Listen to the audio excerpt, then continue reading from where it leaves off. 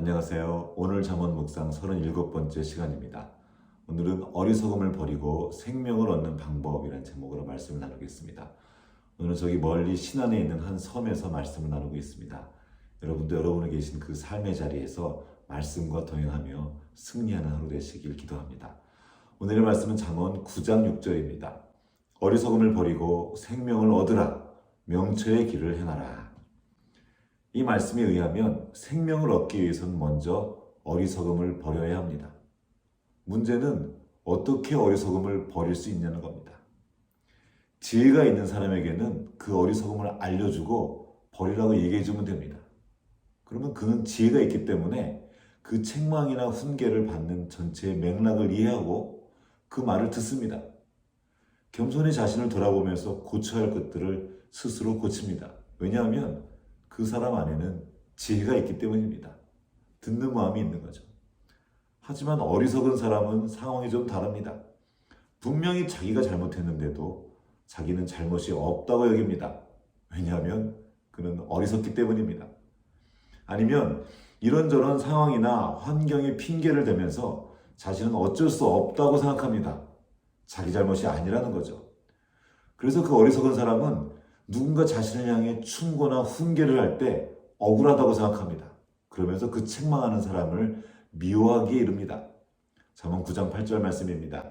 거만한 자를 책망하지 말라. 그가 너를 미워할까 두려우니라. 지혜 있는 자를 책망하라. 그가 너를 사랑하리라. 너무나 이해가 되는 말씀이죠. 고집 부리면서 듣지 않는 거만한 자는 결국 더 어리석어지고 겸손히 들으면서 자신을 고치는 지혜 있는 사람은 더 지혜롭게 되는 법이죠. 그러면 지혜 없고 거만한 사람, 미련하고 어리석은 사람은 어떻게 하면 좋습니까? 계속 그렇게 미련하고 어리석은 상태로 있어야 할까요? 주님께서는 이를 돕기 위해 우리에게 잠언의 말씀을 주셨습니다. 잠언 1장 4절부터 있는 말씀입니다. 어리석은 자를 슬기롭게 하며 젊은 자에게 지식과 근신함을 주기 위한 것이니 지혜 있는 자는 듣고 학식이 더할 것이요 명철한 자는 지략을 얻을 것이라. 잠언은 어리석은 자를 슬기롭게 하는 책입니다. 그러면 이를 위해서 도대체 어떤 방안을 제시하고 있을까요? 9장 4절부터 5절까지 말씀을 한번 읽어보겠습니다. 어리석은 자는 이리로 돌이키라. 또 지혜 없는 자에게 이르기를 너는 와서 내 식물을 먹으며 내 혼합한 포도주를 마시고. 지혜이신 그분이 하시는 말씀입니다. 그분은 이 어리석고 지혜 없는 사람을 책망하거나 훈계하지 않습니다. 대신 이렇게 말합니다. 와서 내가 차린 음식을 먹고 내가 잘 빚은 포도주를 마셔라.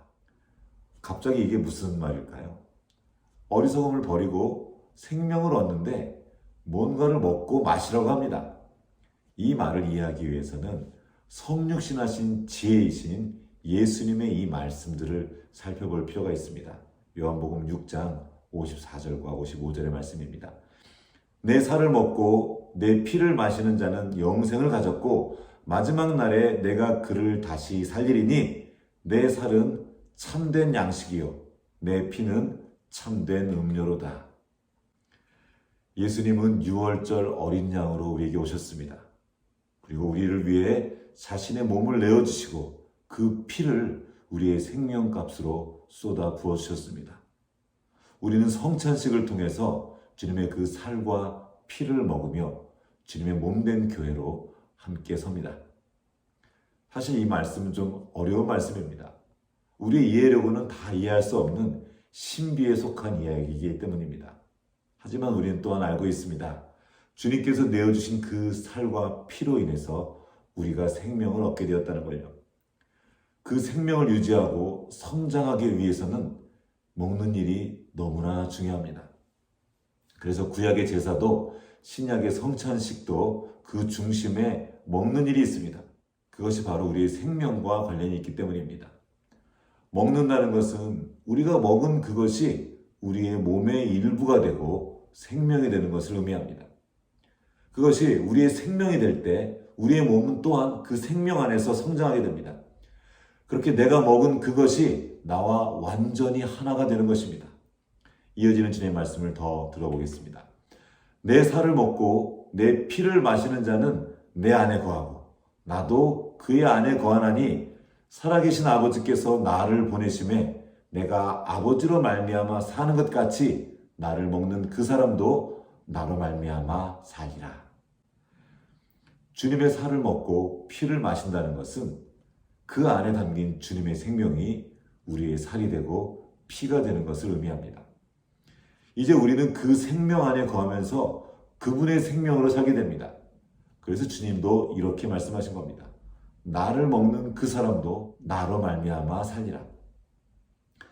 다시 앞에서 했던 질문으로 돌아가 보겠습니다. 어리석은 사람이 어떻게 그 어리석음을 버리고 생명을 얻을 수 있겠습니까? 그 어리석은 자 안에 새로운 생명이 자라나야 합니다. 이를 위해서 먼저 주님의 살과 피를 먹고 마셔야 합니다. 무슨 말입니까?